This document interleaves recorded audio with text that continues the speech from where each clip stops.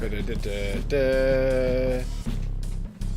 Yep. So, okay. You click that and So, okay. start talking. So, wait. So, I click that and then I start. Yeah, people see you now. People see me. What are they going to see me? Oh, they're going to see me scratching my face like a dumbass. All right. What is going on, everybody? My name is Eli Holland. This is Fitness for Cool People, our Sunday, 8 p.m. culinary show, Culinary for Cool People.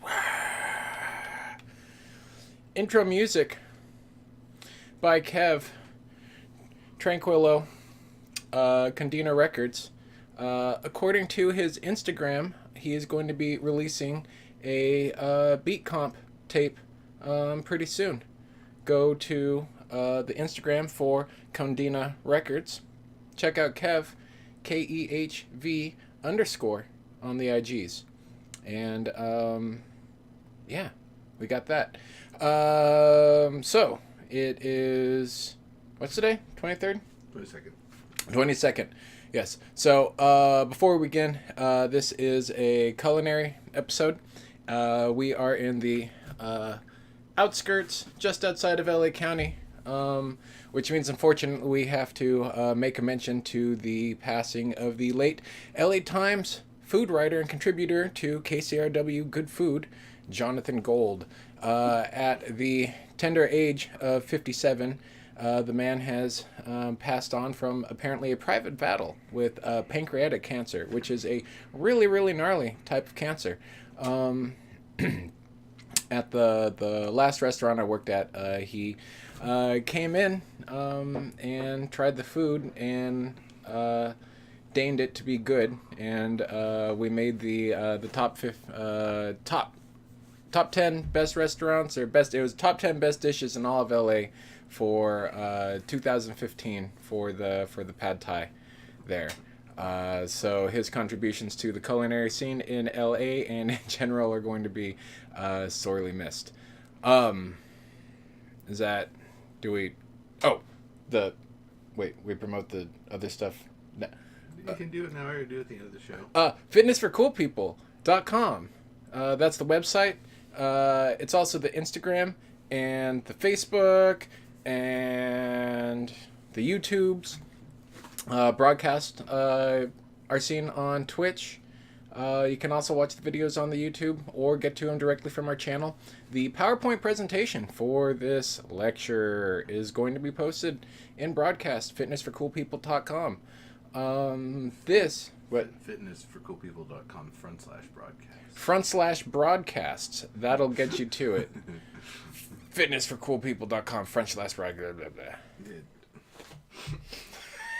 That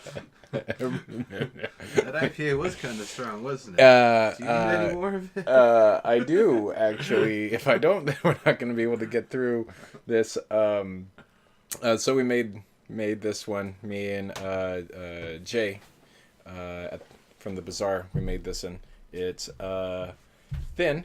It is more alcoholic than I expected, and it has a lovely rank hop bitterness that is very pleasant. If you like pale ales and IPAs, I think it's like 7.5%. But with the amount of food that I've had today, it feels more like 8. So today on the program, let's talk soup, featuring Sinigang and the 7,000 Islands. So this okay. So what other clicking do I do? See the FSCP content? Content? Yep.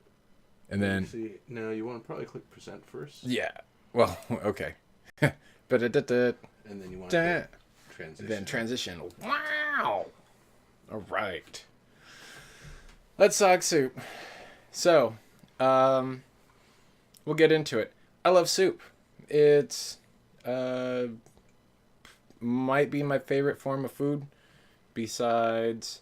Bao is pretty good, but we can make the soup equivalent of bao, which is noodles. or just throw the bao in them outright. The main reason why I really love soup, lots of liquid, lots of good flavored broth. If you have good flavored broth, it's really conducive to managing macronutrients and weight loss, and we're going to talk a lot about that in this presentation here. It is an easy delivery vector for lots and lots of veggies to cook them in a way that makes them taste not disgusting. If you think vegetables are disgusting, oof. That didn't smell great. No. Stay on target. All right. Let's click and maybe there's okay. So what we're gonna go over, sinigang na baboy is Filipino pork and tamarind soup. We're gonna go over the original recipe and analyze it, and then we're gonna tie it in to macronutrients and health and all sorts of good stuff like that. We're gonna talk about how to improve its flavor and production methods and make it easier to cook and all sorts of good stuff. Yeah, so let's get into it. Original recipe. There we go. There's a punchline. There is 7,000 Islands by Yasmin Newman. This book was sent to me as a birthday gift from a very important person. It's a damn good cookbook. The recipe we're going over, sinigang na baboy, is okay. I already said that. There's and I didn't that it's probably good enough. So it's transliteration. I've seen the transliteration 3 or 4 different ways, and I think I combined the regular one with the royal Thai or whatever with the anyway. So pork and tamarind and vegetables as a soup is fairly popular in Southeast Asia. 7,000 Islands is because the Philippines are made up of at least 7,000 islands. These, the Thai Jo Pot Cod and this Vietnamese Con, are their takes on tamarind and some amount of mustard greens in a soup with light broth and veggies and stuff as a side to go along with everything, and have some rice with it too. This is real like quintessential like Filipino cuisine. You got this, and you've got lechon, and you've got adobo, and throw some pancit in there, and and maybe Bicol Express, stuff like that. You're in business. You can warm the heart and bellies of most people. There's a lot of variety with it. So it's for lack of a word, regional peasant food, and I don't mean to say that in any sort of derogatory way at all. Most of what I cook is peasant food, just single pot meals thrown in there, super tasty, gets the calories in there, kind of allows you to work modularly with what you have. And so with this recipe we see there's a lot of different ways to get it sour. So it's a sour soup with the tamarind. It makes things sour and henna tattoos, but mostly sour. In the Philippines, you can use either guava or calamansi, which is this little pinner citrus, kind of sour citrus. Green mango, when it's an unripe mango, it's fairly sour. Santol and Camillas, I forgot. They're plants. They've got sour things. They're native to that region. I had never heard of them before, and I didn't list pictures, but you can use the internet and look them up. There's some regional diversity in addition to the souring agents. One of them that I'd found was Mindanao. They use ginger versus the Visayas. They don't in that region. They don't use the ginger with it. I'm sure they probably do sometimes too. This recipe doesn't have ginger with it. We use this one calls for radish of the horse. And there's a lot of variety of vegetables that you can throw in there, especially for macronutrient purposes. It really doesn't matter, with the exception of taro. Not traditionally, but this one, tomato, eggplant, I think I threw some zucchini in there. I don't. We'll see when we take a look at the pictures. But there's like eggplant and like some green things, and you need the tomato to help sour it and make it taste good. But you can also throw in like little mini taros, or I think they're taro corms, or kangkong, ong choy, or in Thai, pak bong, and then any sort of different meats and seafoods and stuff like that, pork or beef or chicken or squid parts and shrimp and fish parts and stuff like that. It's a cornucopia. But tamarind, sour, fish sauce. Let's get after it.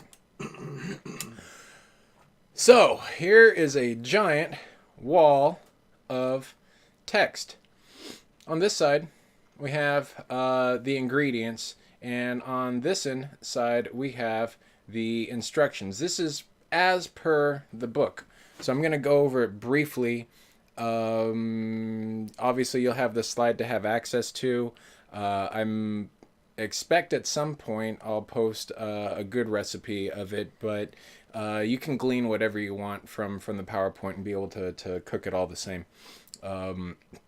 And part of this, I think, presentation is to kind of show like the modularity of cooking and how we analyze recipes and get it like the essence of it, but then leave all the window dressing and stuff like that for dealer's choice, for preference, ease of cooking, or whatever ingredients you have lying around to fill your needs.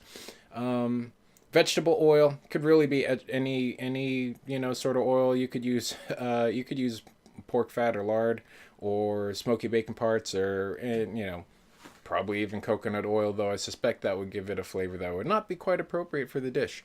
500 grams individual pork spare ribs, 500 grams boneless skinless pork belly, 1 large onion, whatever a large onion means, and we're going to talk about that sort of convention with making recipes and getting the ingredients together. 3 vine-ripened tomatoes cut into wedges. I imagine if you used Roma's or beefsteak tomato or an heirloom tomato, I'm sure it would be fine too. 1 small red sweet bell pepper. So sweet bell pepper or pimento dulce, or it's a bell pepper, not a spicy one. 100 grams of tamarind pulp. There'll be a picture in here with the block of tamarind.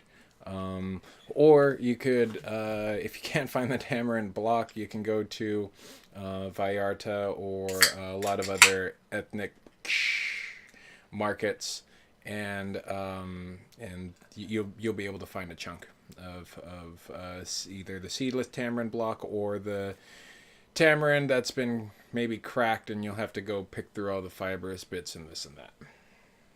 The brown poopy looking pods. Oh, they're brown and orange and fibrous, and they'll stain your hands. If you've seen henna tattoo, that's what they look like. Kind of smells like sour apples. If you've been to a taqueria and gotten the tamarindo, and looks, that's where it is. Or if you've ever had real pad thai, not the ketchup and peanut butter sort of nonsense, but the like the stees that I was able to grace the late Jonathan Gold's palate with, that's tamarind and fish sauce and palm sugar. The business, the goods. Horseradish. I'd cooked the dish before, and it was the first time that I'd seen horseradish added to it, and I found out from my friend that it's in fact fairly quintessential and necessary. I was a bit off-put by it initially, not the flavor, but just the idea of it, because normally, at least out here in the U.S., we got the ground horseradish that's used as the primary filler for wasabi, or in the horseradish mustard at Felipe's, or ground, and it was what else did they ruin with it? Prime rib, right? Isn't that what else gets ruined with horseradish, or is that lamb, or am I mistaken? All forms of beef can get ruined by horseradish by European palates. Yeah, so there you go. If you love horseradish, great. We love you. And anyway, but it's by keeping it in chunks rather than grinding it up into a pulp, it's much more mild and kind of it really complements the dish very well. It's actually they sneak that horseradish mustard on stuff. That's the big offender. Well, I mean, yeah, if they don't shout it out, and it's like they're like their standard house mustard or something like that, it's like special mustard. Then you're like, oh, well, crap, you've ruined this burger for me, or hot dog, or hot dog, whatever or whatever, right? And now, ordered a patty melt. No, I'm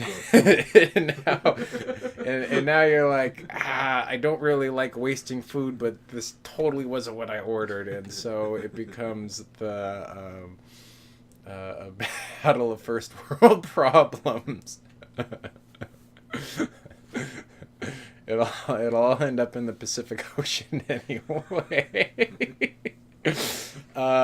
One Japanese eggplant or Chinese eggplant, or the long narrow purple ones that are maybe like 2 inches, not the big one that that looks like a burnt cone head. If you ever get a chance to watch the Conehead movie with Jane Curtin and Dan Aykroyd and the late Chris Farley. There was only one movie. No, they did only. Yeah, that's right. They did only make one. Okay, well, not to confuse it with the old Saturday Night Live skit, but if you see the movie, it also happens to have Chris Farley and David Spade and a bunch of other cool people in it. Jane Curtin, as the female Conehead, is shopping for produce, and she goes into the market, and you hear her, you look at her, and it's off camera, and she goes, and she screams, and she sees the pile of thick eggplants, and to her they look like a bunch of burnt, cone heads. Anyway, aubergine if you're European, or maybe there's other regions of the country that call it aubergine. I don't know. That was the localization issue they had with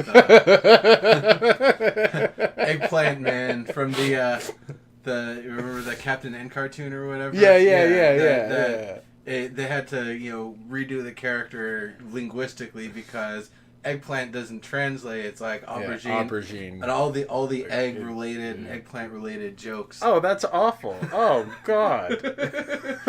Yeah. It's repugnant. You want to piss off your localization team? Include eggplant. Step 1, get a localization team. Yeah. Step 2, piss them off. You think that's bad? We've been taking turns peeing in your coffee. Okay. All right. Okay, so stay focused.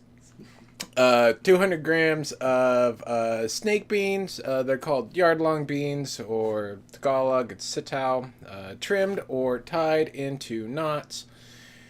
2 teaspoons salt flakes, black pepper. 2 big capital T's means TT. Ooh, so let's get into it real fast. ML, milliliters. C, cups. G, grams. Centimeters.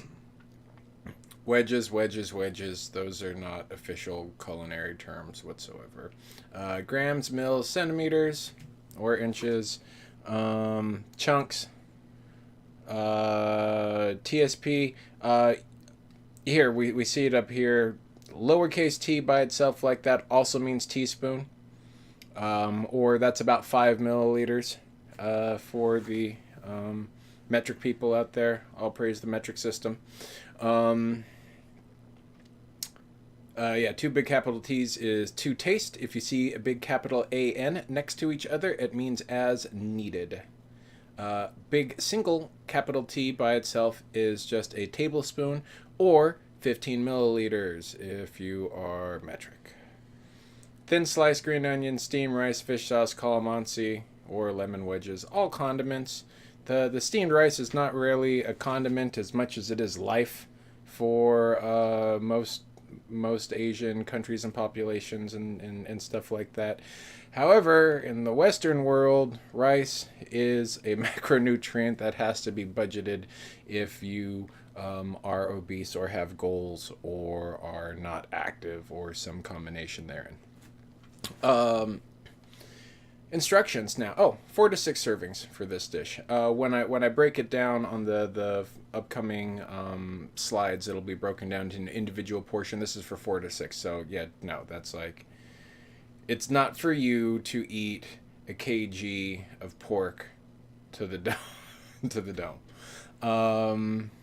Heat the 2 teaspoons of oil in the large saucepan, medium-high heat, so definitely not smoking, but you want it hot enough to be able to brown stuff. If you've got a really weak sort of stove, once you drop the meat, you'll probably want to increase the temperature to catch it up and then bring it back down once everything equilibrates. Brown the pork on all sides. Pork ribs. I didn't list it here. They could be spare ribs or back ribs, whichever one you want. The picture, I suspect it looks like spare ribs. But it's either or. I don't think there's too much difference macro-wise. You just shouldn't be eating ribs if you're on a diet. We'll talk about that later.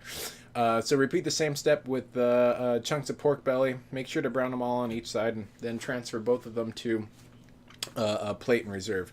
Add the rest of the oil, and the rest of the oil. Okay. Yeah, so that's a lot of oil. Add the rest of the oil and brown the onion for 2 minutes. Add the tomato and bell pepper and cook for about 4 minutes just until soft. 1.5 liters or 6 cups of water. Add the pork back in. I didn't list that there, but yeah, you add the pork back in, bring it back to a boil, reduce it to a simmer, and let it cook the rest of the way for about 15 minutes.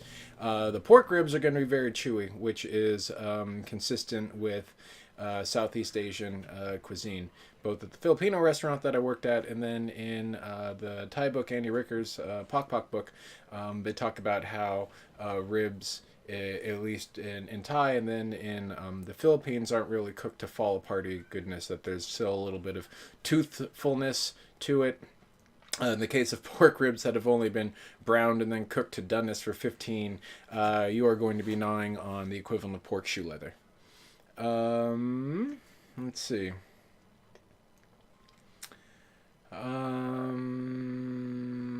While that's going, get the heat-proof bowl, so something that's not going to crack with heat. Take the tamarind and let it soak in the boiling water, 250 mils, for about 15 minutes, and that's going to soften it, make it pliable. You'll mash it with either hands or potato masher, or you'll use an immersion blender to chunk it up, and then strain it either through a double mesh or chinois or some sort of strainer.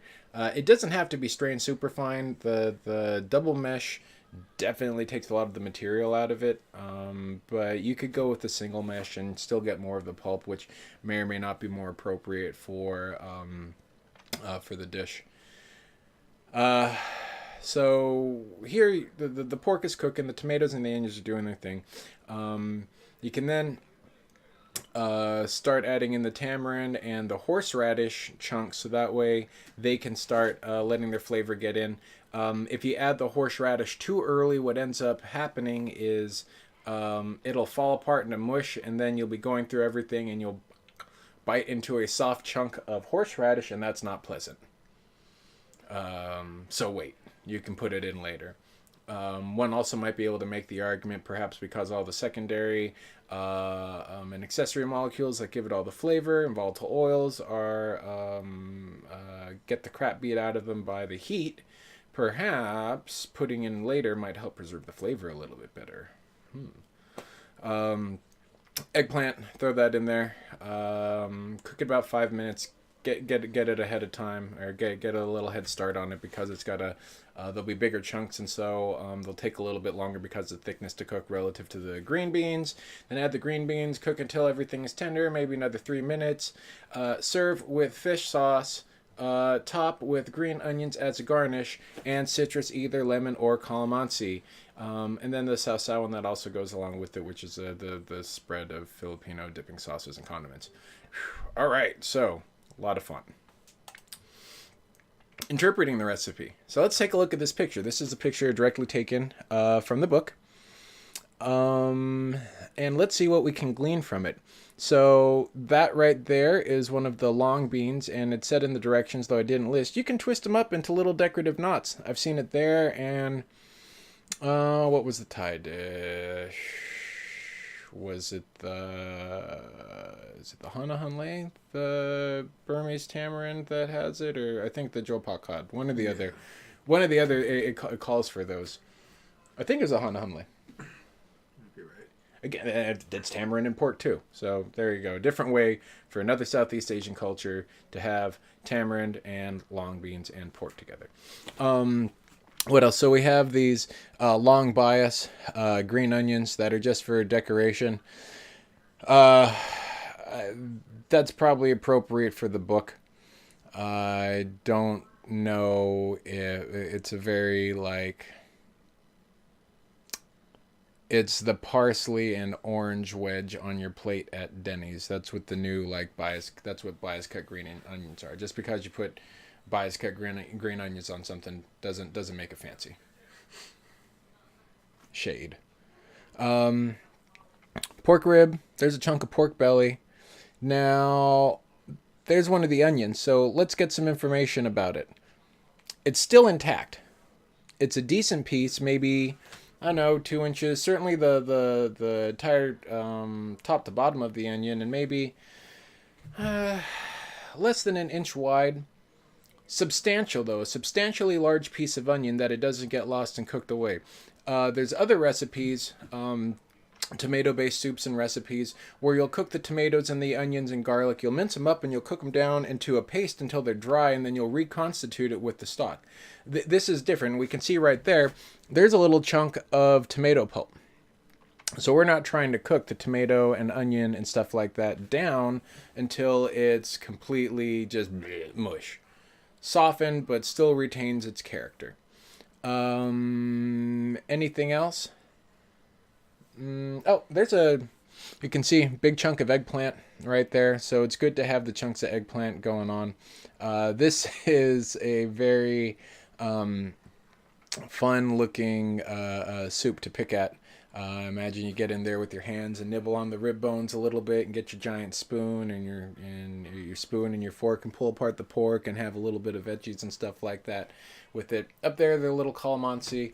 That brown sauce right there, I imagine, is some combination. It's a sauce, so it could be soy or fish sauce and vinegar or more citrus and chilies and stuff. And then there's a plate of white rice.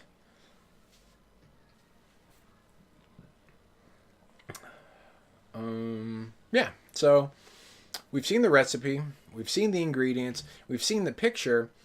We can now kind of understand really again what the soup is. It's not that cooked down really deep sort of paste. All the vegetables kind of keep their character. So now let's fit our macros. On the left-hand side, we have kind of really good go-to standard guidelines for evidence-based, science sort of diet optimized for everyday living, weight loss, strength and conditioning. These are some of these are RDI standards. That the protein is higher than what World Health Organization and so forth recommend, and that's largely because sport performance and modern research and stuff has pretty much demonstrated that, yeah, sure, 0.4 grams is enough for you not to die, but 0.8 grams is better, and it's especially necessary for retaining muscle mass, stimulating muscle protein synthesis optimally, and filling you up 40 grams if you can eat 4. If you're having problems being full, increase your protein and veggies and you'll get full really fast. 0.3 grams per pound, or 20 to 30% daily calories if you're a larger individual. Minimum daily fat. Carbs now or later. You can eat them or not. And you can either eat them with this meal or eat them with other meals. And that's the modularity of essentially the rice. You can either, rice is about calorie per gram. So there, you can use that to budget in with whatever your macronutrient needs are. Fiber. So most research indicates about 15 grams per 1,000 calories of diet, or 20 to 40 grams, depending upon your size, of 40 grams for average sized male is pretty good. Yeah, that's a good target. About 400 to 600 calories. Now, the reason why 400 to 600 calories is, let's say I've got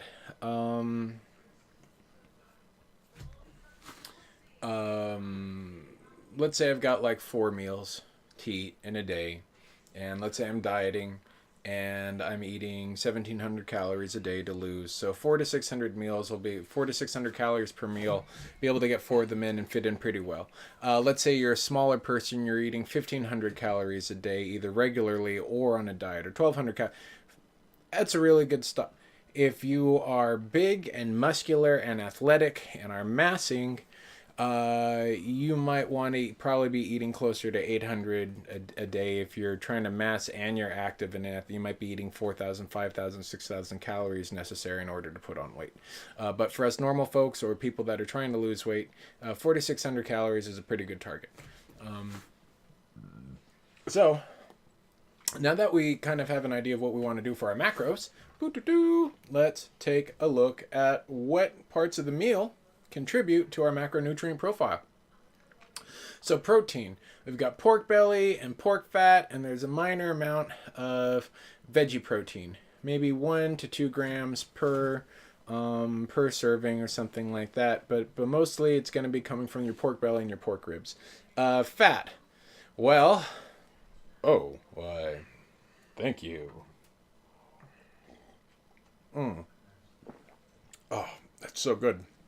When it hits your lips, it's a sour beer, which is apropos considering we're doing a sour soup.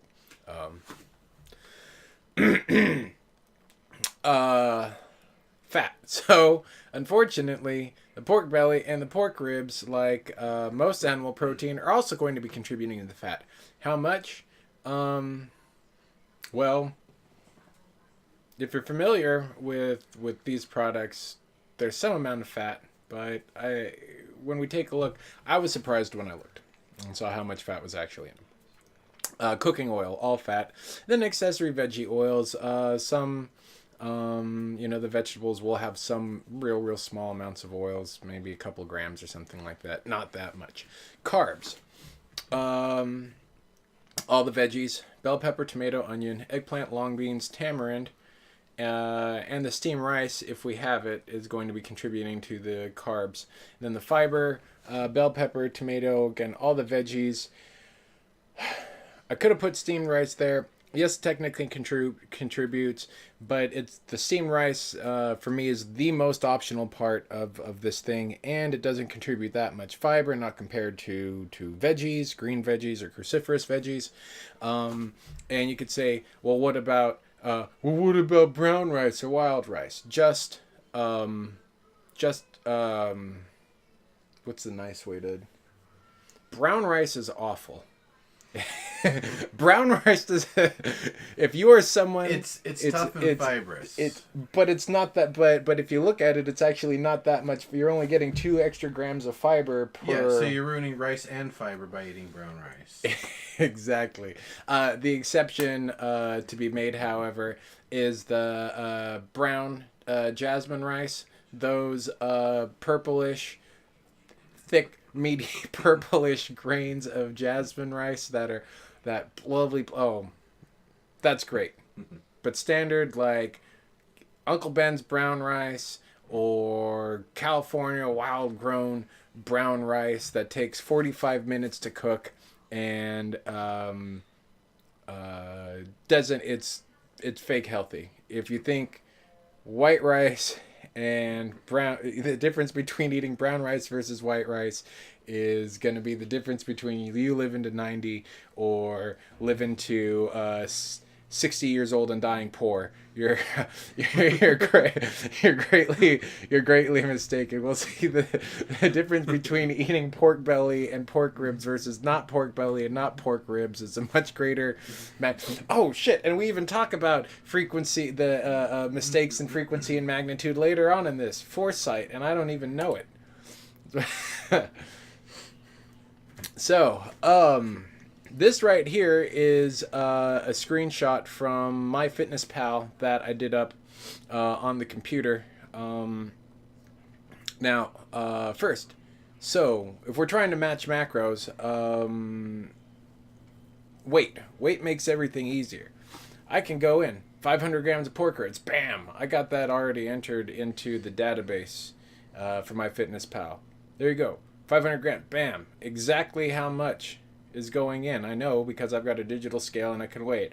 1 large onion, cut in wedges. I don't know what a large onion is. I've seen white onions and red onions and sweet Vidalia onions before, but I've never seen a large onion before. I've never ordered one from Worldwide Produce or a vendor. Large onion, please. Vine ripened tomatoes, 3 counts. All these right here, we're not using measurements by weight. These are all either count or they're all by count. And that is a problem when you're trying to make your macronutrients. If you're trying to plan a recipe and you're ordering from a vendor, or you're just going to a store and buying things because a scale does things by weight. I mean, yeah, sure, you can do it with count, but then we're trying to figure out, there's so much variety in the size of vine ripened tomatoes. So some of this is an issue with regards to making the recipe taste the way it should, because if certain components have a greater or larger impact and magnitude on the dish than others. If you've never had the dish before and you're just kind of trying to figure it out, I know a couple dishes that I made. I can't think of any off the top of my head where I'd been using everything by teaspoons or sort of eyeball, and then I'd actually had the dish done correctly at a restaurant, and it's like, oh, so that's how it tastes? Holy hell, this is bombed out with way too much herbs for, the one that I did. Okay. Let's go over the tail of the tape. So again, these are the macronutrients for one portion. The recipe that I showed here is for 4 to 6. But the no, next one. This right here is for 1 because it's just one of us that I'm worried about my macros. So it's just anyway. What do we see? For one portion, purely based, okay, 1,200 calories, and I'm trying to lose weight, and I'm only eating 1,700. So this one bowl of soup will take up almost 60%, 75% of my daily macros, something like that. 2/3 at least of my calories or something. Well, maybe I get good bang for my buck for it. Let's see.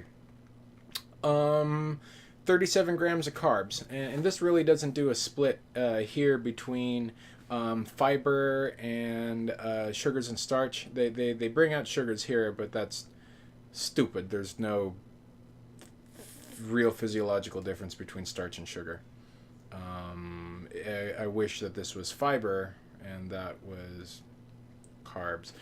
This whole labeling out sugar and stuff like that, I suspect, is a function of the 80s and 90s, or I don't know when did sugar become demonized? I guess that was only in the aughts, but they've had sugar labelings for a while. Oh, maybe from the dentistry because the sugar rots your teeth. Yeah, I think that's the only one. That's the only industry that's been able to fight big sugar in a meaningful way. Not that sugar. Oh, well, no. No. Plenty of other people have been able to fight. I guess of the diet stuffs and whatnot. Yeah, absolutely. Even though the quacks. Yeah, even though sugar-free. I think it's more a fight at this point against fructose and like corn syrup and stuff like that. Even though, fun fact, everybody out there, high fructose corn syrup has the same ratio of fructose to glucose as honey, but nobody fights back against big honey. Because they like botulism. Yes, we like botulism. Pro tip: don't feed honey to anybody that has a compromised immune system. They could get botulism. That's why you don't feed it to the babies. And why anybody over the age of 65 is spinning the wheel. Every single time. Back on track. So, where the hell did all of the calories go with this? Right there. This has 100 grams of fat in it. And we'll find where the offenders are in the next slide. Guess, though, if you're watching.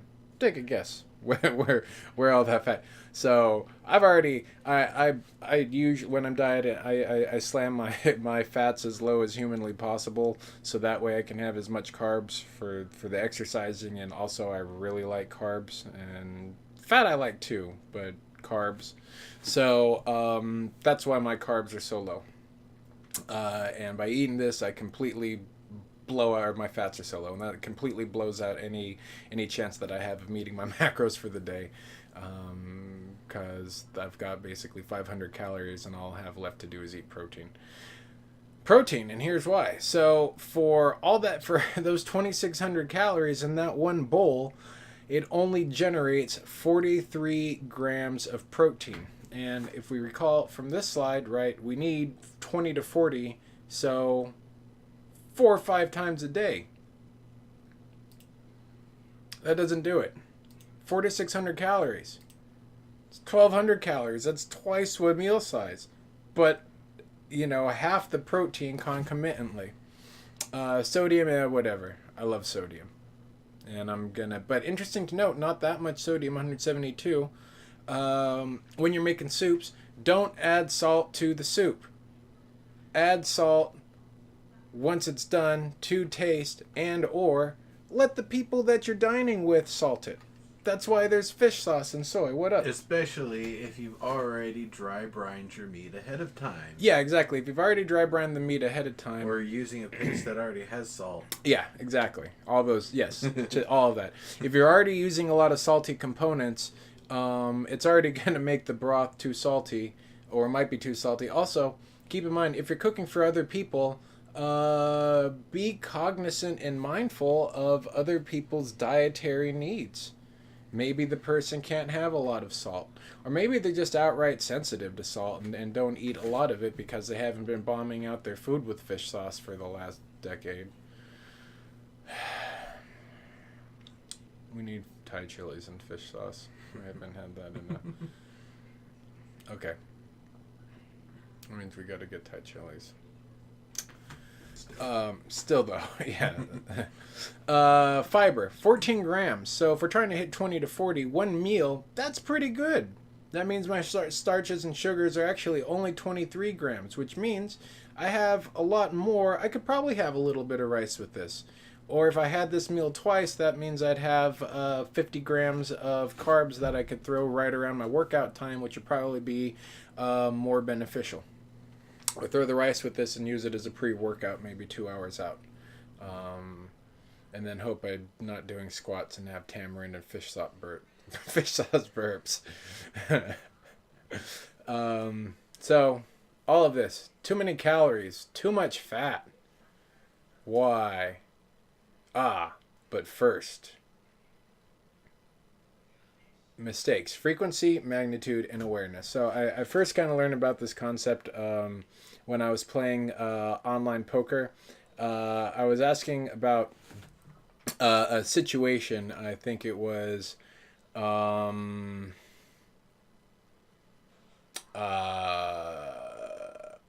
it was either shoving nines or shoving tens pre-flop against an open razor around like, I don't know, 10 or 15 blinds in like mid or late game or something like that. And the answer I got, it's like, well, shoving, depending upon how loose the opponent opens up, shoving 9s or 10s there might not be the worst mistake. It should probably be avoided. But it's not that big a mistake if you don't do it that often. And so there we started talking about frequency, magnitude, and then what I threw in was awareness. So frequency is how often you make a mistake, and this could be for anything. Magnitude, how big a mistake was it, i.e. how big are the consequences of either missing an opportunity or bringing extra doom upon you. And then awareness. Do you even know you're making mistakes? Are you, walking around with boogers everywhere and you have no idea? And you keep talking to people and nobody wants to talk to you because you got boogers everywhere, and you had no idea. Unknown unknowns. Donald Rumsfeld. Essentially, the way I've kind of interpreted the system is that the size of the magnitude determines how frequently you can make the mistake. So if it's a life or death sort of consequence, like, well, you only have one chance to make the mistake or not make the mistake, and then you might be dead. Versus if it's something like, oh, I keep stealing my friend's pen or lighter or something like that. Not that big a deal, even if it happens that frequently. So, the best case when we're making mistakes, low frequency, low magnitude, and high awareness. It doesn't happen that often. When it does happen, it isn't that big a deal, and we're super aware that we made it happen. Not like in an obsessive sort of way, but yes, like, oh, shit, I made a mistake. Whoops. Worst case, high frequency, high magnitude, and again, low awareness. You have no idea that you're leaking nuclear waste everywhere from your shoes and contaminating everything that you touch. You are completely Homer. That's it. You're Homer. Homer was making big time mistakes all the time and had no idea that he was doing them. Homer Simpson, not the Iliad guy. I can't speculate about Homer the Iliad guy's life, so we don't know. You can't prove that didn't happen. There would have been more shtick in the Iliad and the Odyssey, I think. It was pretty dry in terms of shtick. Was it? No, that's an. Except that part when he snitches out himself to the Cyclops and then Poseidon gets after him. Oh, I don't remember reading it. It's been a while, but I mean, if Poseidon's involved, my goodness, maybe the Aquaman prequel. Yes. All right. So, an example. What's a good mistake to make in terms of dieting? I don't know. Not measuring your veggies? Being lazy and not measuring out your veggies, that's great. Doesn't matter. They're mostly water and sugar and fiber, and it's a really low magnitude mistake usually. I mean, the exception is if you're really lean and you've got really exotic goals, like you're competing for a bodybuilding or physique composition or something like that, and you need to get like shredded to the nines. Then yeah, you will have to measure your lettuce and stuff like that. But for most people, if your hands get a little bit loose with the eggplant or the string beans, or if you just decide like me right now, I'm not really gonna measure my veggies and I'm sure I'm fine. Turns out that I am actually fine. And we'll see on the next slide when we take a look at how the calories break out for the soup, why it's a big deal. Or why it's not a big deal, rather. Pork belly.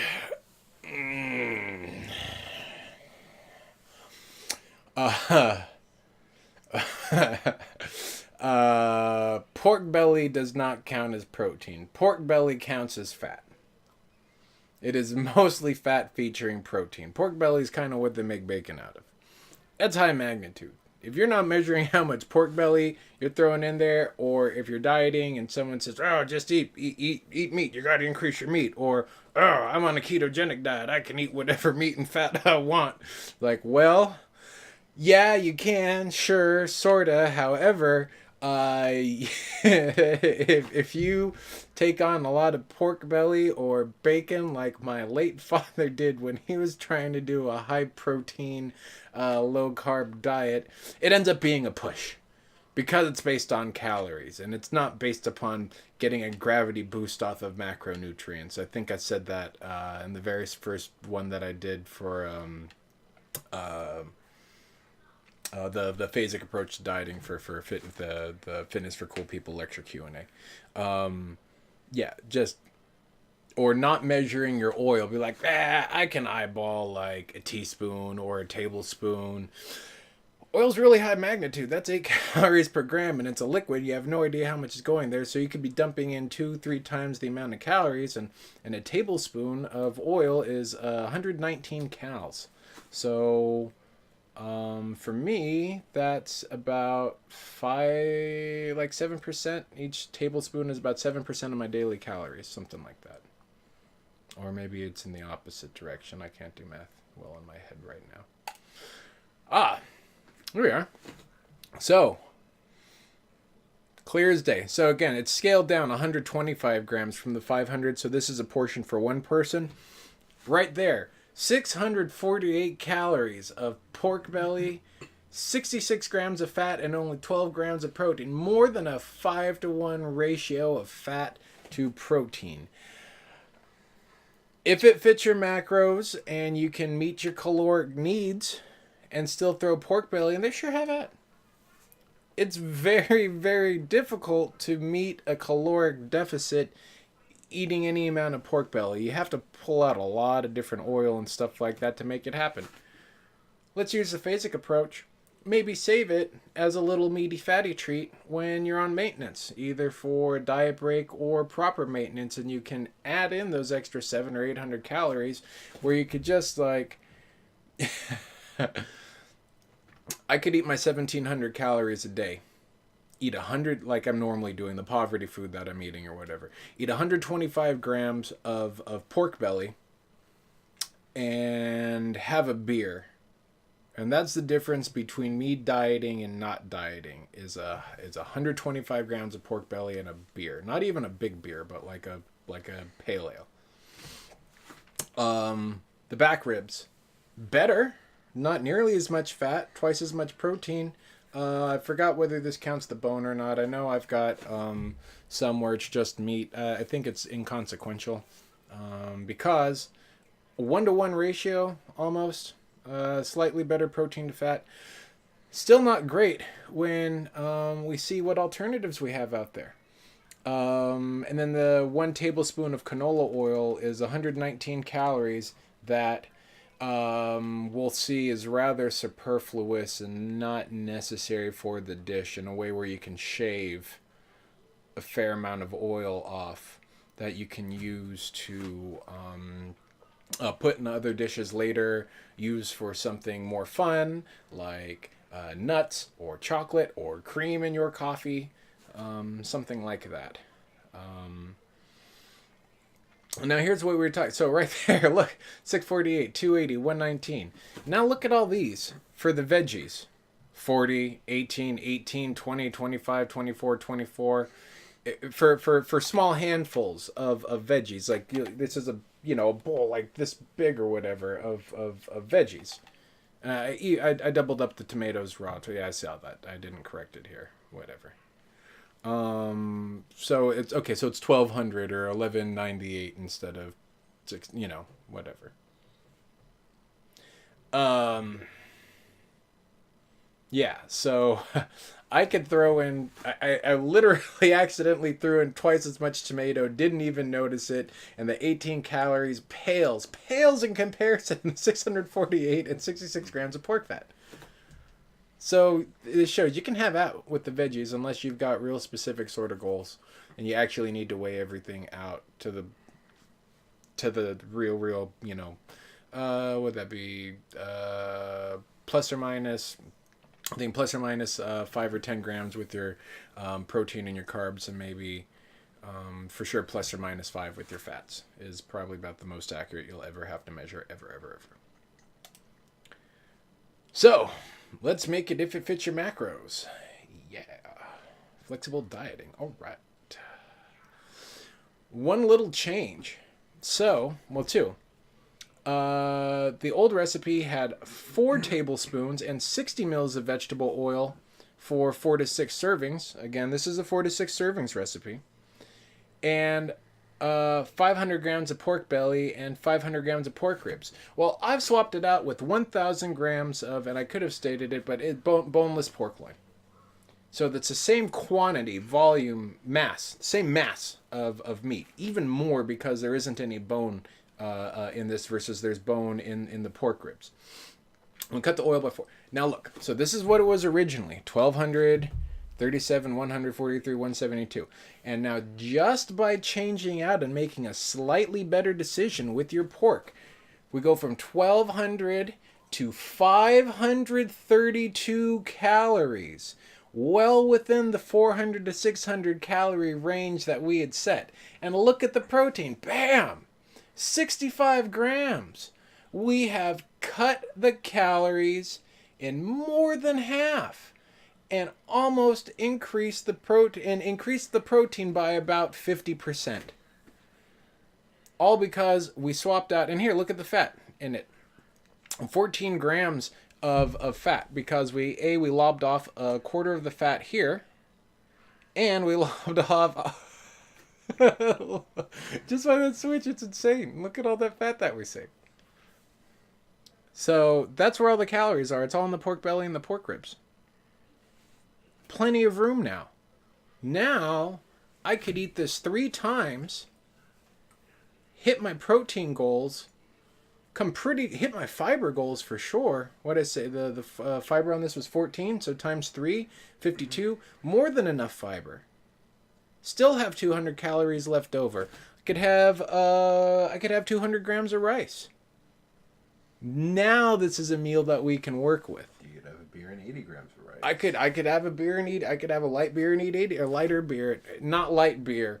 What I mean by light beer is not an alcoholic IPA, so something around 4 or 5%, like a sour or something, or a good pilsner, but not a not Michelob. What is it? 60, 64. Is that what they've got it down to? I don't remember. Is that the video game? How are you even going to get buzzed on 64? Because like alcohol is 7 calories per gram, and so that's got 10 grams of alcohol in it. Volumetrically, I don't know how many. I can't do the math for it, but the point is, don't drink light beer, and instead get the fat out of your synagogue from having all the pork belly and pork rib, and have something that's going to be just as good and just as tasty and still steeped in with porky goodness with the pork loin. And it's also cheaper too. $2.49 pork belly is at least $2.49. Pork ribs are at least $2.49, sometimes more. And pork belly, unless you go to like a 99 Ranch or other, again, specialty markets, I've found it difficult to go to a Ralph's or a Vaughn's or Safeway market and been able to get pork loin. Let's see. Here we go. Now the specifics on the pork loin. Right here. Only 333 calories versus 648. And then 280. So it's half the pork belly as it is. If you add that together, it was at 920 calories dedicated to the meat versus 333. So we cut the calories in third, and again we get plenty of protein. Look right there. 58 to 11 is about a 5-to-1 ratio. That's right up there with boneless, skinless chicken breast. The only thing that's got a better ratio than that, I think, is egg whites, is like 6 or 7 to 1. We are Giving out good burps.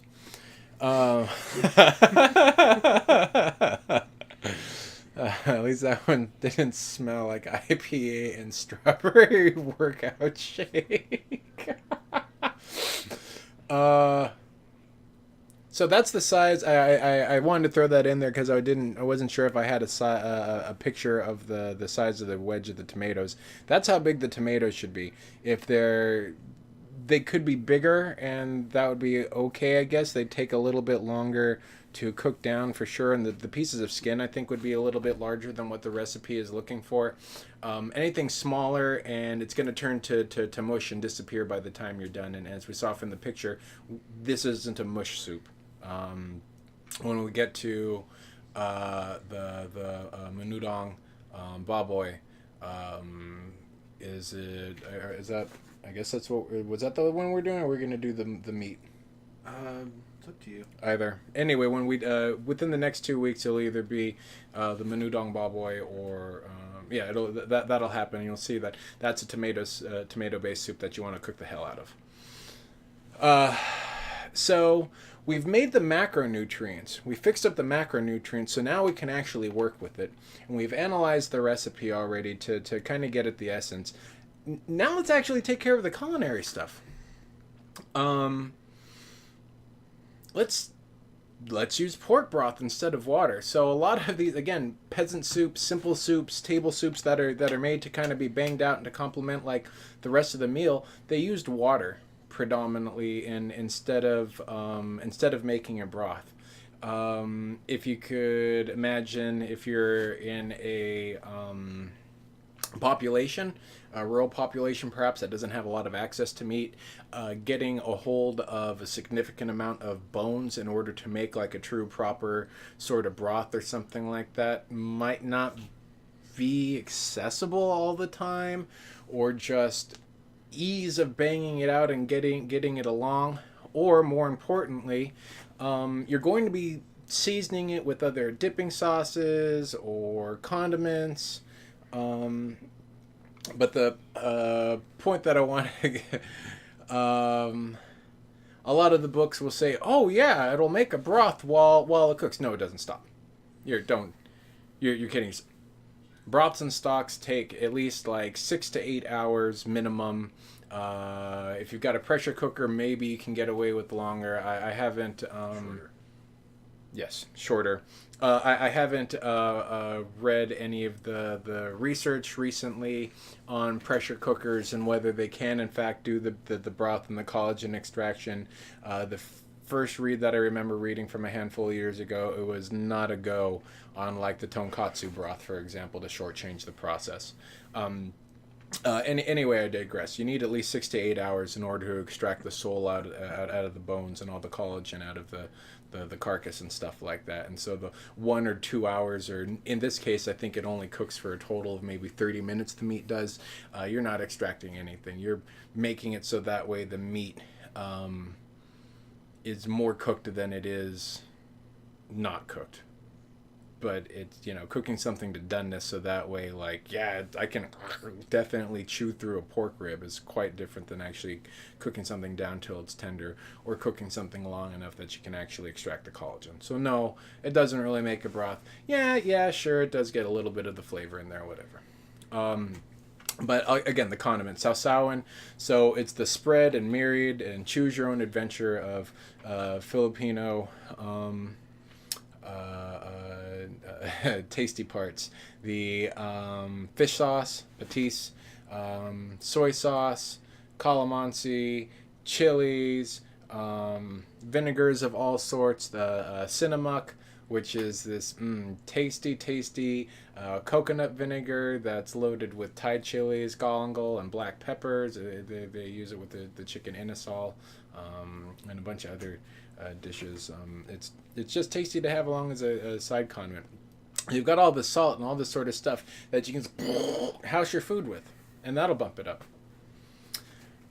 How else can we make it tasty? So as we'll see in this iteration, especially if you're using something like pork fat, pork belly, but in this case with the pork loin on the top of it, as you'll see, there's a little fat cap on the top of it. So we can take the top of that off, mince it up, render it down, and you get these little chewy, meaty, bacony bits and crispy fat parts. And you also get some nice pork fat that you can use to then cook the onions and the tomato with to help double up on the flavor instead of just using vegetable oil. Is the vegetable oil going to be healthier? Sure, absolutely. By how much? I don't know. The research reviews originally had said, I guess we're now spanning something like 2 decades of research, like good research on saturated fats, like the silent killer or not that big a deal. Initially it was silent killer, and then it was not that big a deal, and then I think the pendulum has swung with the last bit of research reviews towards silent killer, but there's a lot of genetic variation with the individuals and their ability to process it, and blood chemistry does a lot of work, and so just because you eat the animal fat doesn't necessarily mean it stays as that fat before it gets in your bloodstream. And so we don't really know. However, it's probably still leaning towards don't celebrate eating a whole lot of saturated animal fats. If you have a greasy porky meal and then have a big old loose poop, you probably poop some of the fat out and didn't digest it. Yeah, but that's not what we want. We want the stuff to get digested. And I don't want to be talking about greasy poop as much on my culinary show. That's twice. But I suppose it's more making the point that not everything you consume is actually even digested to begin with. Right, that's true. Like I know, like vegetable protein, for example, anywhere between 50% of it to 2/3 of it actually just ends up kind of in your waste and doesn't really get assimilated or digested. Plant protein does not jive nearly as well with the body as milk protein or animal protein in terms of assimilation and stimulating muscle protein synthesis. However, and then phasic approach one. Did I talk about the pea protein? And rice and pea protein? I'm not sure if you've talked about it on any of the episodes yet. No, because I think, okay. You can get the same sort of muscle protein synthesis with like pea isolate, not concentrated urine, but the pea plants, peas with an A. Not like the South Park Tourette's episode with the peeing out of your A. It was peas and rice, wasn't it? It was yeah. So it was they had the proprietary blend, but the reason why you have the pea concentrate and the rice concentrate or rice isolate blends is because both of them together help cover an amino acid gap. I think it was methionine that one of them is lacking. So by having them both together, not only can you get the leucine threshold to stimulate proper muscle protein synthesis as a vegan or vegetarian, but you also get all your amino acids covered, so you don't die. So anyway, we can still, regardless of saturated fats, we can still take the fat off of the pork and render it to lovely, meaty, tasty, bacony, chewy bits that we can either leave in there, reserve and add later, eat for ourselves, or have some fun and experiment with, like, I don't know, throw it in some waffle batter or with your eggs or something.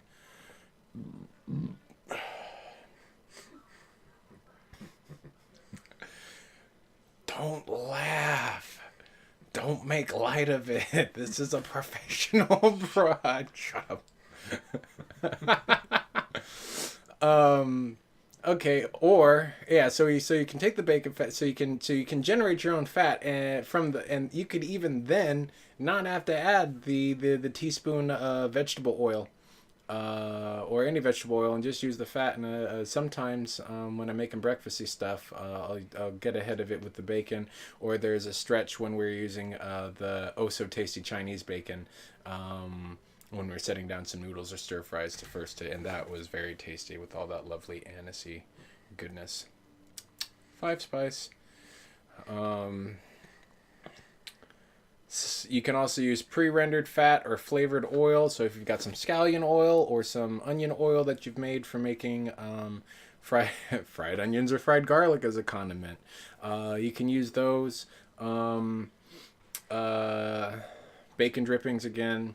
And then the other thing that you can do to improve it and make it taste a little better, at least as a texture sort of thing, pork loin does not have nearly as much collagen and gnarly connective tissue, like chewing on a pork rib or brisnet or things of that nature. It cooks really fast, and it actually has a very soft, delicate sort of, and it's really very, on one hand, it's very easy to overcook. On the other hand, it holds actually temperature a little bit better than white meat chicken. Almost cooks like thigh meat, except thigh meat I really feel you have to really cook the hell out of to get to like 165 degrees in order for you to get a good texture out of it, versus pork, again, where they've lowered the temperature so you can send it out 135. I mean, we'll cook it to 140 here, but then we can also cook it to 165 and it's not going to be horrible. So brown it first in decent sized chunks, the 1.5 inch chunks. Reserve it, and then throw it back in real late in the process, and we'll see it in the photos for cooking. That's how we do it, and it'll save the meat from getting overly dried out and chewy. Let's make it easier. A whole lot of font, and these are kind of some of the big concepts we're going to be talking about through the rest of this, and kind of big themes in terms of making the cooking experience better. So part of working in the restaurant industry is if you're not organized, you're dead. If you don't have your all your mise en place, all your backup stuff prepped, you're dead. You can't be prepping. If you're one person, you can't be prepping. Okay, I've done it, and other suicidal line cooks have been in the position before where they've been hit with mad rushes and they don't have enough people on the line, and you've been slammed the entire day. And yes, sometimes you've got to be a kitchen hero and do prep work to get ahead in between dishes, or prepping stuff just so that way you can get the dish out because you're holding on for dear life. Oh man, I am starting to get hyped just thinking about those sort of things, and also my feet are starting to kill me. Is that Matt not working? Oh, no. It was just thinking about standing in those damn clogs for 14 hours a day in front of that. Those clogs weren't doing any help. Hot walk. No, I still have. I feel like if I get some insoles in them or something like that, they could probably still be good. But this idea of them raising the heel and helping support the back and stuff, that's nonsense. That's all nonsense. That's anyway. So anyway, with my experience in the restaurant, we have all sorts of stuff about prep and being organized and labeling things and stuff like that in ways so that way we can fire off the dishes fast enough so that way you'll stay and give us money without leaving. It is one of the aspects of working in the industry that I like so is when you get behind the kitchen, you get to see things. It's almost like a magic act. Like, oh, so that's how you do it? Oh my God. And then even just simple sort of things like, oh, well, when I turn over here to grab the ingredients, if I grab one in each hand, then I don't have to pivot over again. And I mean, seriously, little stupid hacks like that where, 30 seconds is the difference between something burning and not burning. And so on. So your home kitchen won't be nearly as... your home kitchen will be only as cutthroat as you want it to be. So here are things that you can start bringing the cutthroat life of the kitchen into your home kitchen, but then also make your life easier so you can spend it doing other cool stuff, or spending it making the food taste better, or cook better, or getting ahead on everything. Some people, if you can believe it, don't actually like to cook. I know. That's fine. That's more cooking for me. You can see. You can save that. You can save it for me. Cook my food. Cook my food. Pat my snout. All right. Make stuff ahead of time. So much stuff that can be made ahead of time whenever you're doing anything. Here's how we can break it down. So, the tamarind pulp, you can already puree that down 2 days, 5 days, 7 days. It keeps great, especially if you keep paring down the container, or you can freeze it.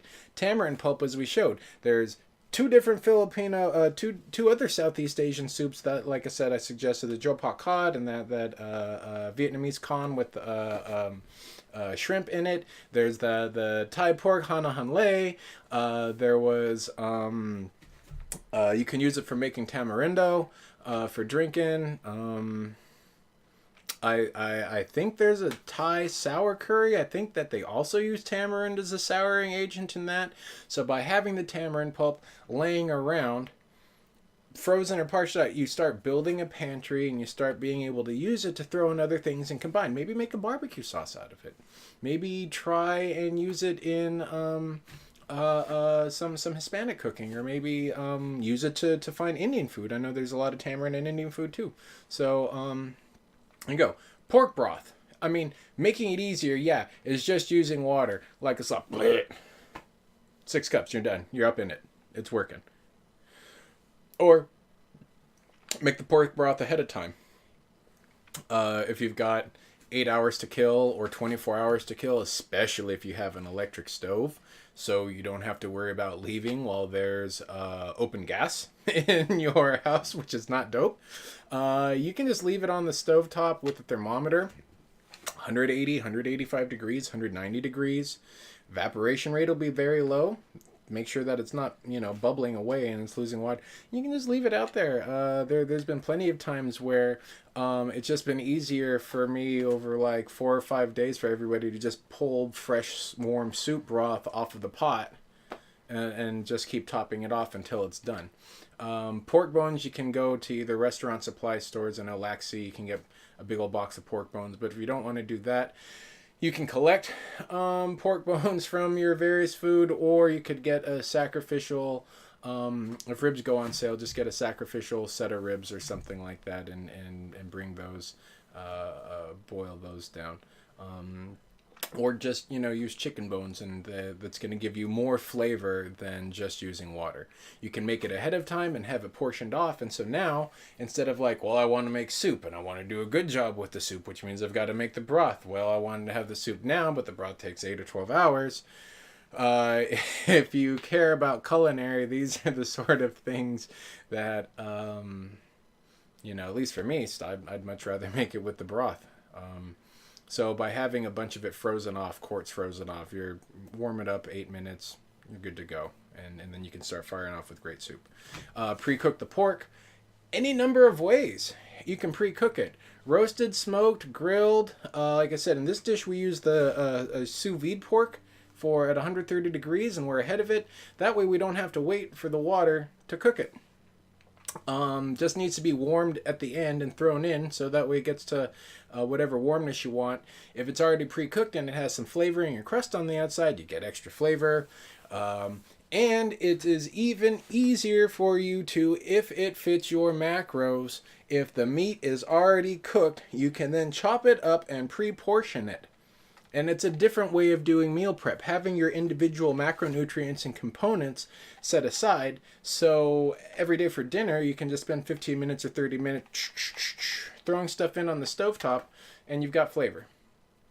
As opposed to having a bunch of pre-made meals sitting there getting staler and staler as the week sort of goes on. Both strategies are good. From the restaurant industry, this one, pre-portioning everything so you can just cook it and go, is more what I'm used to. What else can you... So this is all stuff make ahead of time, weeks ahead, that can be frozen off. Even the pork. Or this could be days ahead of time. Prep within the week or prep within the next. So prep as opposed to actually making. So just chopping stuff. All the veggies that you're using. Your eggplants, your zucchinis, tomatoes, your onions. can already be chopped up, stored in quart containers, dated and labeled for the week. And now, again, when it comes time to cooking, you're not prepping and then cooking. You are just cooking. You are applying fire to ingredients, or you are mixing and plating. You don't have to go chop chop chop chop chop and do all that nonsense first. You're up and with it. You're ready to bang. And then the other thing is by chopping large quantities of veggies ahead of time, there's an economy of scale, because you don't have to bring out the board to chop half an onion 4 times when you've only brought the board out 1 time to cut 2 onions at once.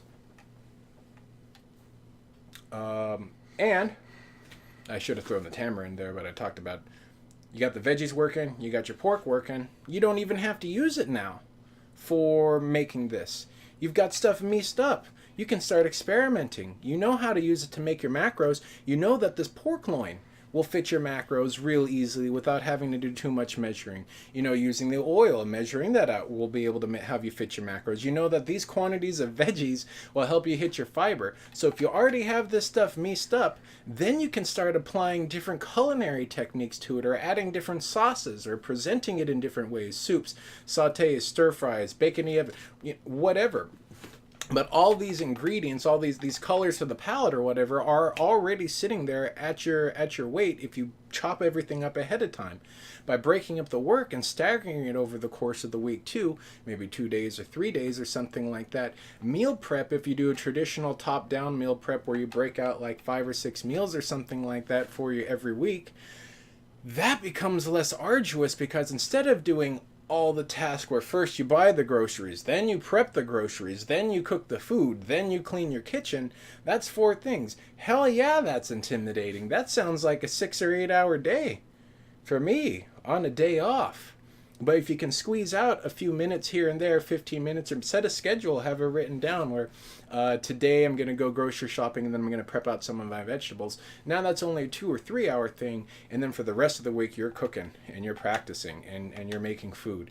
And you feel like you're committing the act of cooking instead of just this, I've got to crap out all this work in 6 or 8 hours and then my day off so that way I don't starve and I get cut. Another way to get ahead. So we've prepped a few things. We can even prep, if you really like the soup, we can prep the broth with the veggies and stuff, except for the eaten veggies.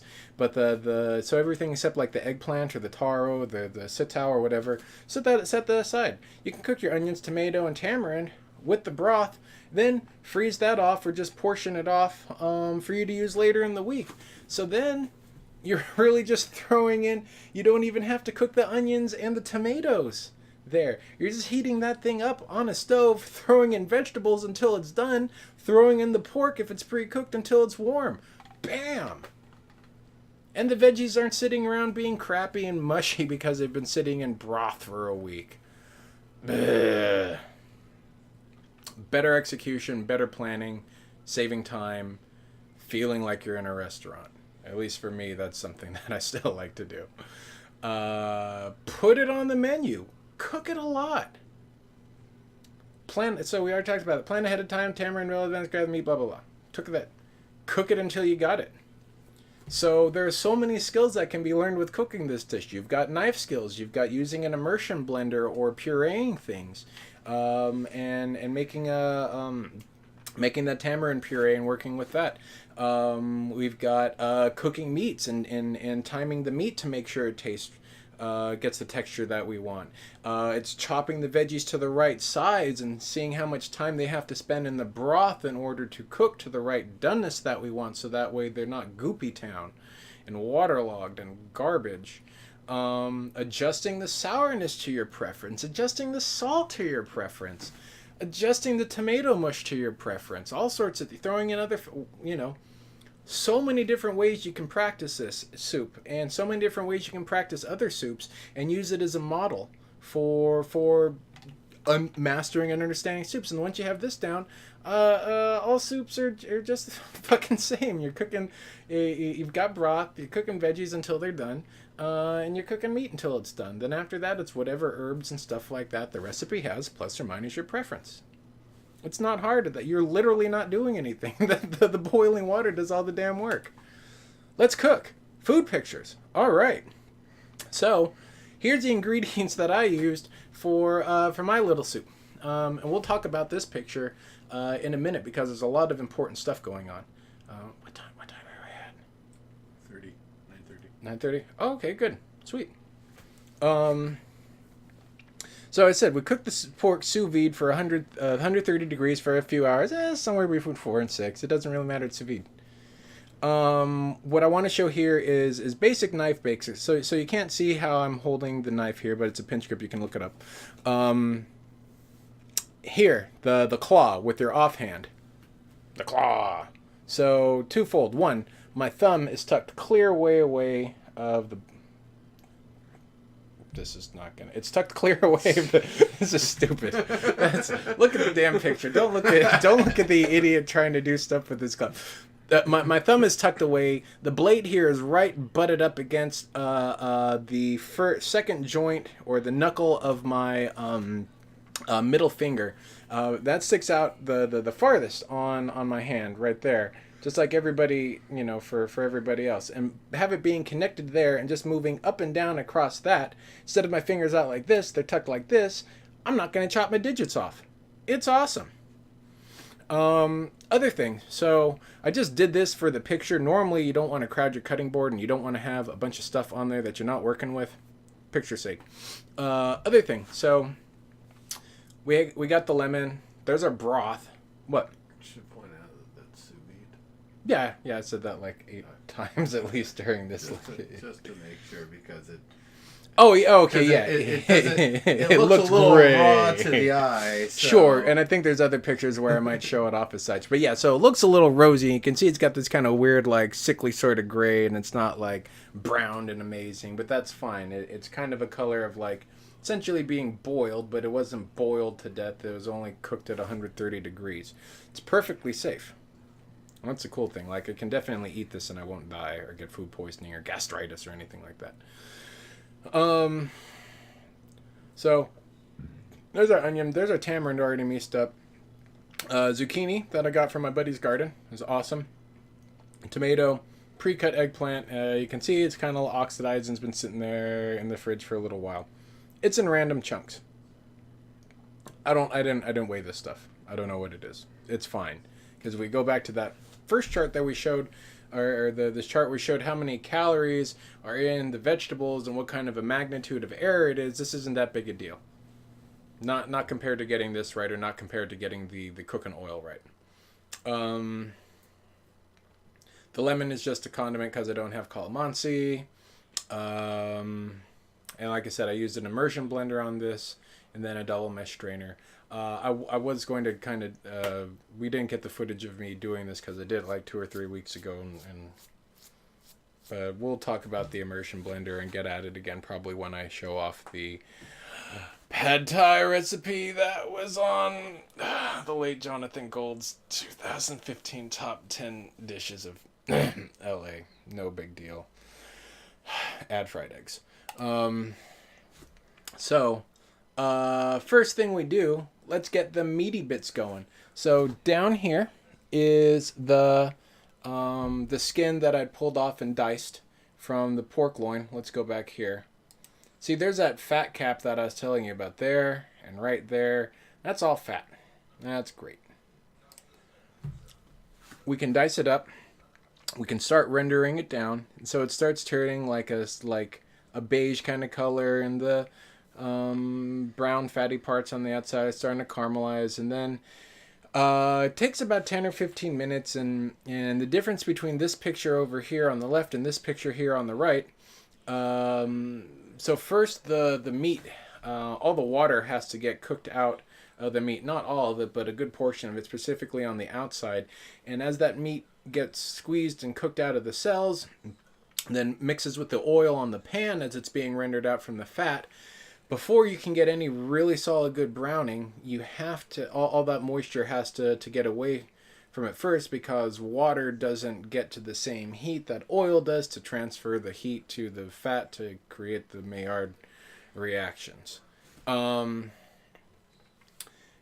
meat, once it gets dry enough and then starts frying, it will, as you see, there isn't as much oil here. It will get absorbed by some of the meaty bits will absorb some of the fat, and that makes sense because yes, when you fry stuff, some of the fat gets absorbed. If it didn't get absorbed, then frying things wouldn't be nearly as calorically rich.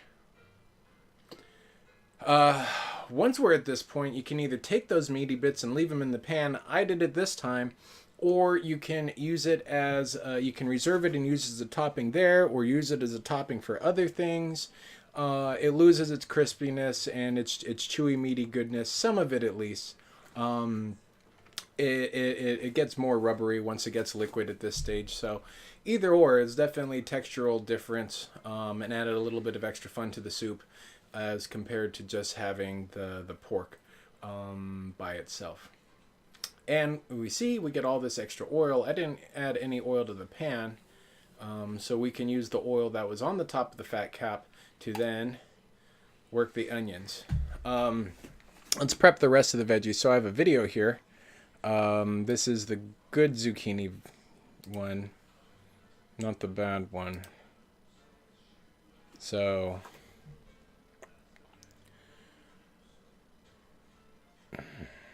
we'll let it run one more time.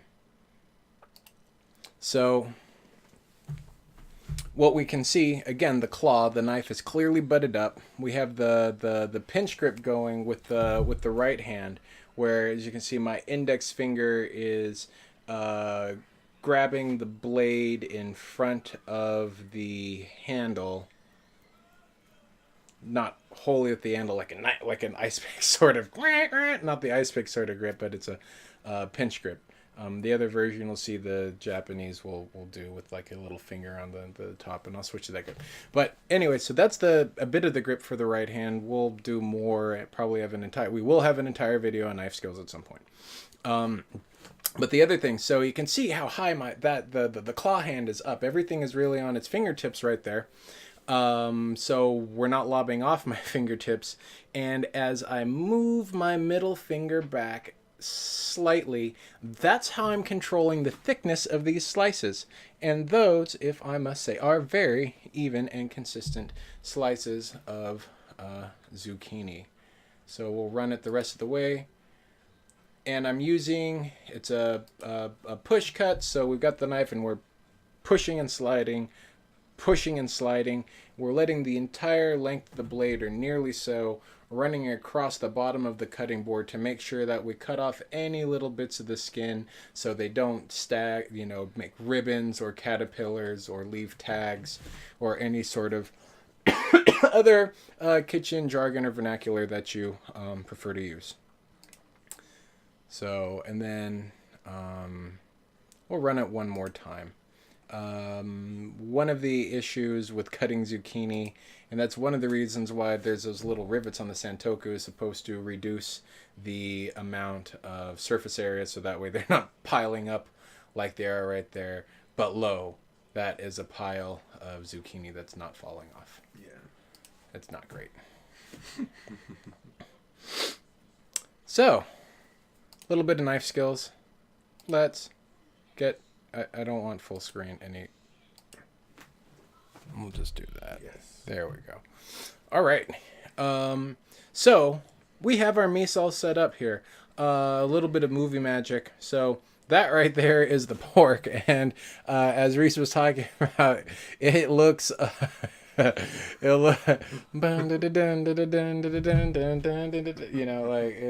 looks a little raw. But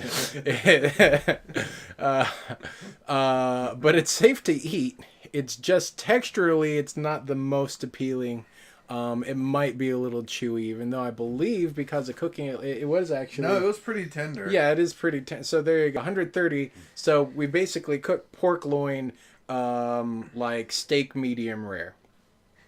It tastes good. It was fairly buttery. Also, some of the pinkness has to do, the pork loin is made up of a couple different muscles.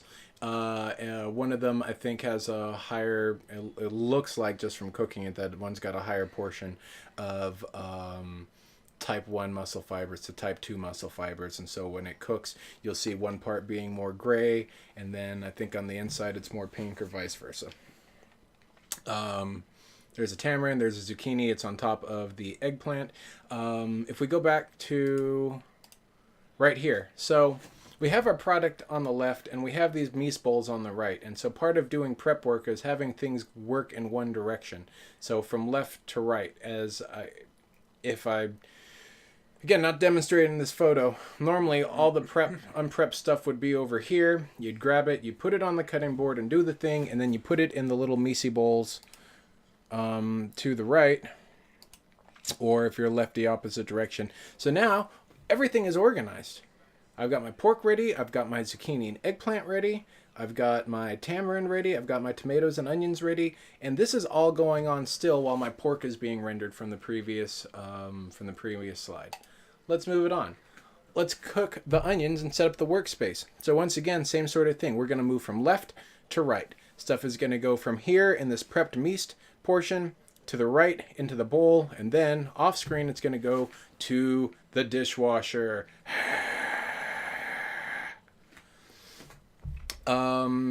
So we can see the brown meaty bits in there. The onion, I had already started cooking first for like a couple minutes. Then I put the tomato in there, and that's going to cook for a couple minutes. And we'll show a picture here. So this is the consistency that you want the tomatoes and onions to be before you add the other veggies or the broth to it, whichever direction you're going to go. You see a little bit of browning around the edges. They're a little soft looking, which is good. The tomato, brown, a little soft, nothing's falling apart, which is good because it's going to cook for at least another 10 or 15 minutes on the heat in the water, or at least with the other veggies in there adding to it. And so if these were already fairly mushy and starting to fall apart, by the time everything was done, it would all be completely paste nonsense, and we'd just be left with onion skin with the fleshy, starchy tissue in there, just, lost to the soup. Let's see what this video is. Oh, yeah. So there. Added the veggies, then 1, 2, 3 tosses, and that's it. We'll do it one more time. So it's a soup. It's at a medium heat. It's not, the heat's doing all the work. The liquid is going to do all the work. This is 1, 2, again, 3 tosses. And now I can leave that sit for another 5 minutes and start breaking down the rest of the kitchen, cleaning everything up if it isn't already clean. Those mise bowls that had the eggplant and zucchini in them, they can be washed and sanitized. That cutting board that I was working on, washed and sanitized. Because this is chilling. It's at a medium heat. You could see a little bit of simmer. It's not doing anything. It is not at a heat where we can't control it and find time between important processes with this that we can't go around and do other stuff in the kitchen. 2 videos. So now we're going to add the broth, cook it, and then we're going to add the pork and tamarind. So this first one right here, so we'll pause. See how now? Brown. A lot of stuff has got a nice brown color in it. Tomato, we can start to see some ooze and squish coming out of it. We can definitely see the skin wrinkled there and there and there. So it's starting to break down, which is very good. The onion's starting to break down even more. The dish is holding up very good integrity. We've still got another, again, about 5 minutes, I think, of cooking left. And so if we cook this maybe a little bit more, stuff might start thinking about getting overdone, maybe, or you can control the time it spends in the broth to control the rest of the doneness. But here we've got a nice color on the outside, and then we'll use the water to cook the inside. Get some nice sound from this.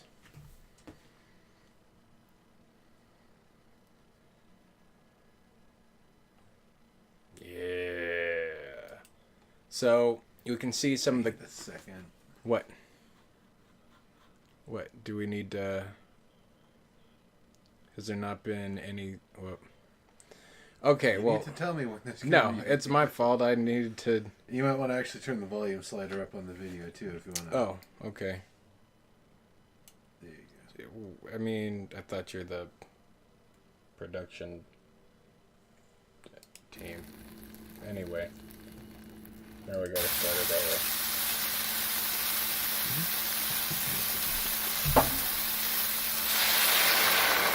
There. And we'd even go around with the spatula, stir this stuff around, and scrape off all the tomato bits, and fond is the French word for all the brown, tasty stuff stuck at the bottom. And so now we have another video right here. So it's bubbling away. So there, you can really see how pink that pork is relative to the rest of the food. It's a hammy color. It's hammy. And we're sizzling away. Now watch, right there. See how it's starting to turn that white grayish brown on the outside? A little stir, just like shabu shabu. That stuff is almost, because it was already cooked when I put it in, it doesn't have to cook for too much longer before it's done. This soup is basically done now. And all it took was 2 hours. Wait. No, I don't remember. This soup only takes maybe, at most with all the meats and everything like that, 15 minutes. It's a soup. You're cooking veggies to doneness. I like this picture. So everything is done. All that stuff is gone. That tamarind needs to be taken away. A little trash right there. But for the most part, the workspace is fairly clean. Not anything that I wouldn't be able to take care of while this stuff is cooling down to the point where I could eat it. This is the first time we're actually adding a salt component. And since this is just for me, I'm going to be salting it to my liking, which is a lot. And I believe when I actually had it, I ended up doubling down and housing it with some more fish sauce. So there's the burner where it's on the double burner on the gas, or not the gas, the glass top. Yes. I got all the gas covered. Nah, I don't know. I'm actually fine with this, especially with the cast iron. We can get that thing hot enough on here that I can burn the seasoning paper and stuff, which is as hot as we can get with the wok. So yeah. It's fine. Cast iron gets it hot enough with that double burner, but medium heat. Not too hot. When we're cooking soup, we bring it to a boil and then reduce it to a simmer. The extra turbidity and extra will it helps break the veggies apart faster, and we don't want that. And that's what we can see too. Everything is still pretty much holding up and a nice texture and consistency. Here we go, finished product. So I should have done a side by side with this as compared to the picture in the from the book, but we can break it down nonetheless. So what were the things that we were looking for before? The tomato. What's the consistency of it? This is actually a little bit firmer than that little gloop of tomato that they had seen, but this is perfectly soft and tasty, and definitely what was called for is still existing. Onions look translucent. They look very soft. They are soft, but they're still intact. They're not completely broken down into pulp. Zucchini, same thing. Still keeping its shape. A little bit of roundedness on the edges from breaking down. Nice color. There's a nice seed right there. I hope that's from the... Yeah, that looks like a nice zucchini seed. Pork. So there's a piece of pork right there. Maybe it was a touch overcooked.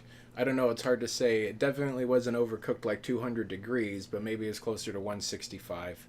And I could have added it once I turned the broth already off.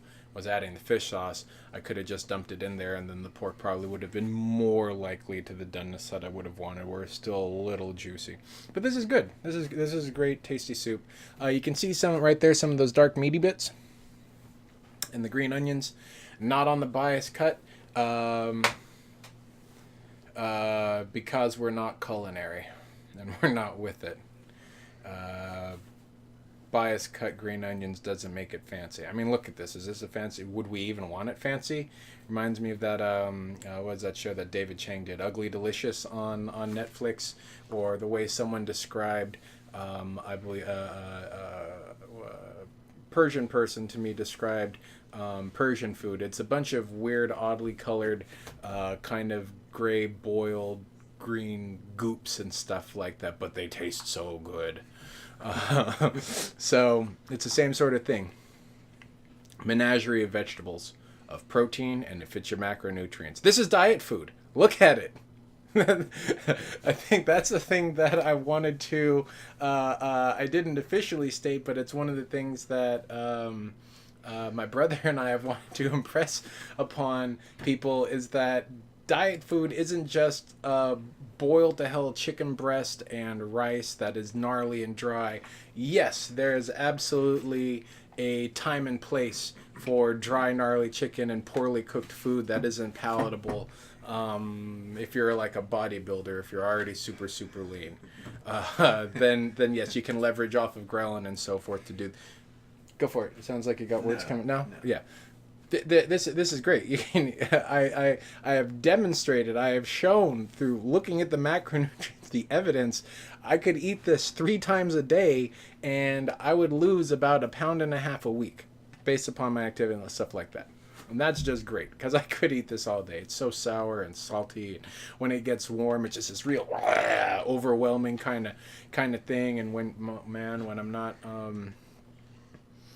I'm not on a diet, getting a nice, cool, refreshing beer, perhaps San Miguel Light for the culture, or sour beer, something like that. Sometimes with sour and spicy food. This wasn't spicy. Oh, that's the other thing. No Sealy. Tagalog for chilies. No Thai chilies. It was not spicy. But it was sour and warm, and I picked up a pretty solid drench. So this, if you're sick, it's bombed with vitamin C too, and it'll clear your sinuses. It's good for what ails you.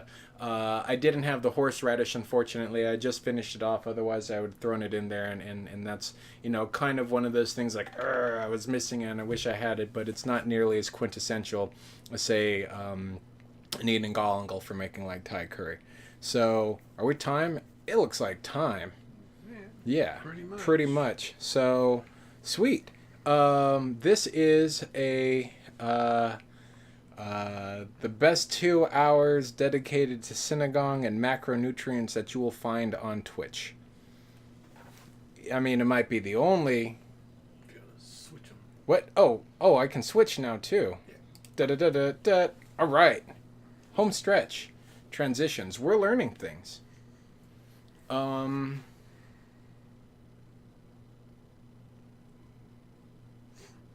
As he stands there. As he stands there. No, I'm pondering what sort of.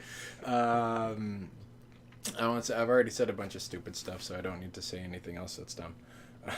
I think I covered that the last 2 hours.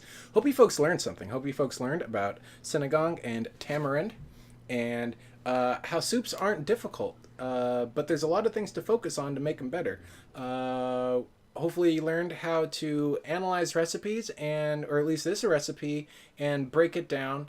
And maybe you'll start thinking about recipes and food and kitchen prep and dieting and macronutrients and stuff like that in a way that you weren't doing before. Hopefully this is easier, and hopefully it helps demystify cooking. And at the same point, hopefully it helps make dieting a little bit more, or less intimidating. As you are not bound by quintessential bro food, misconceptions about what exactly dieting is and isn't, if it fits your macros, but this also fits your macros, and it fits your fibers, and it fits your calories, and it's tasty. This meal is fairly bulletproof. You could show this to, I suspect you could show this meal to a doctor or to registered dietitians or something like that, and show them this soup and how it's broken down, and be like, Oh, yeah, I can't. I can't. They might say something. Oh, well, you better watch out from eating all that pork. There's a lot of saturated fat, and something like that's the. Worried about saturated fat? Work out. Yes, that's it. Yes, exactly. That's the other thing is. It's a little bit outside my scope in practice, and I don't want to completely say for certain, like, this is, like, gospel godly or whatever, that you can mitigate some of the effects of eating too much saturated fat on your arteries and stuff like that. Because I don't want people to get the impression that if they do strength training, they have carte blanche to eat as much animal fat as they want. However, and fiber helps too, as we're finding. Oh yes, yeah, that's right. I got the great tip from Vitamin PhD on the Instagram.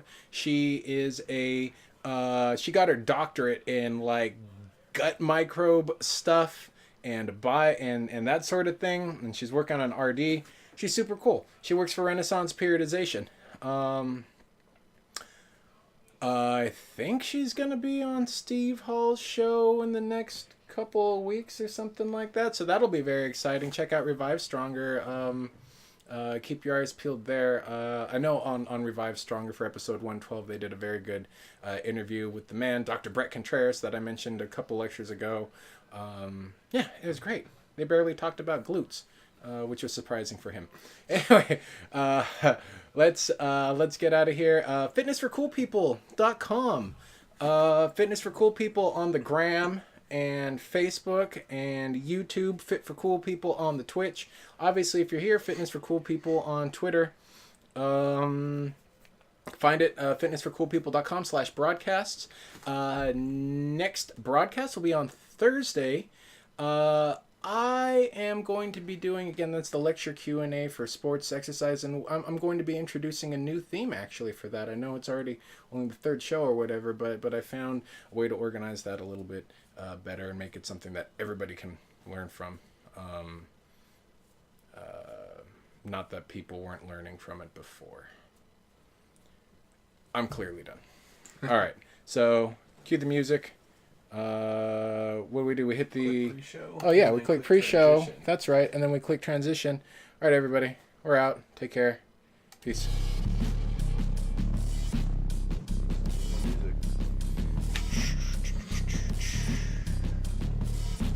Done deal.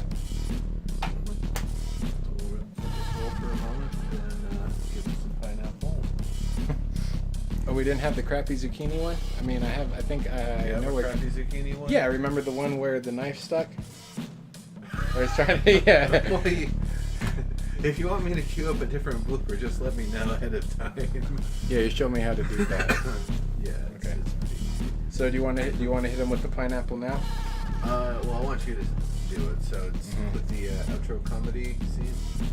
Outro comedy. And then transition. What was that? It's